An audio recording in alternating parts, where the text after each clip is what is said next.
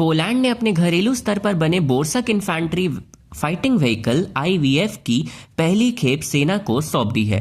पहले 15 यूनिट्स को 15th mechanised brigade में शामिल कर लिया गया है। यह डिलीवरी मार्च 2025 में हुए उस कॉन्ट्रैक्ट का हिस्सा है जिसके तहत कुल 111 बोर्सक आईवीएफ बनाए जाने हैं। समझौते में ट्रेनिंग और लॉजिस्टिक्स सपोर्ट भी शामिल है। डिफेंस 24 के मुताबिक 2026 में 3 और गाड़ियां दी जाएंगी। इसके बाद 2027 में 33 और 2029 में 55 यूनिट्स की सप्लाई होगी।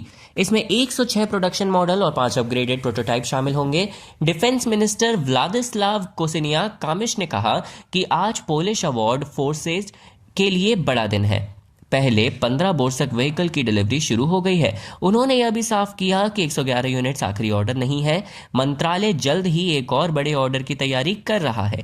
मंत्री ने बताया कि ह्यूटा स्टेलोवा वोला HSW में प्रोडक्शन क्षमता भी बढ़ी है। AHS क्रैब आर्टिलरी सिस्टम का प्रोडक्शन 18 से बढ़ाकर 36 यूनिट्स कर दिया गया है। इस साल HSW ने 200 से ज्यादा उपकरण बनाए हैं, जिसमें 15 बोर्सक भी शामिल हैं। पहली बार का प्रोडक्शन होने के कारण यह सबसे चुनौतीपूर्ण था। कोसिनियाक कामिश ने कहा कि वे बोर्सक को अंतर्राष्ट्रीय बाजार में प्रमोट करना चाहते हैं। मैं चाहता हूं कि बोर्सक हमारा बड़ा एक्सपोर्ट प्रोडक्ट बने। फिलहाल पायोरन मैनपैड्स हमारी सबसे बड़ी पहचान प्रणाली बनने वाली है।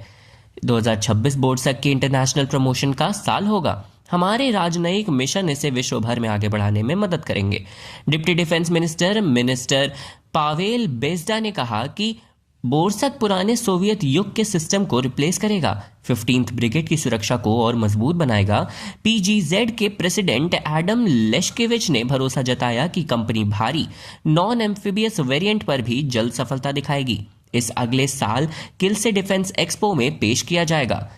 बोर्सक एक मॉडर्न ट्रैक्ड एम्फीबियस आईवीएफ है जो सैनिकों को छोटे हथियारों, एंटी टैंक ग्रेनेड और IED में सुरक्षा देता है। इसमें 30 mm MK44S bushmaster cannon, spike, anti tank missile launcher और 7.62 mm मशीन गन लगी है, जो ZSSW-30 अनमैन्ड टॉरेट में फिट है। यह platform high protection, fire power और मोबिलिटी के लिए जाना जाता है। बोर्सक की डिलीवरी पोलैंड के उस बड़े प्रयास का हिस्सा है जिसमें वह सोवियत काल के उपकरणों को हटाकर खुद के विकसित हथियार सिस्टम पर निर्भर होना चाहता है।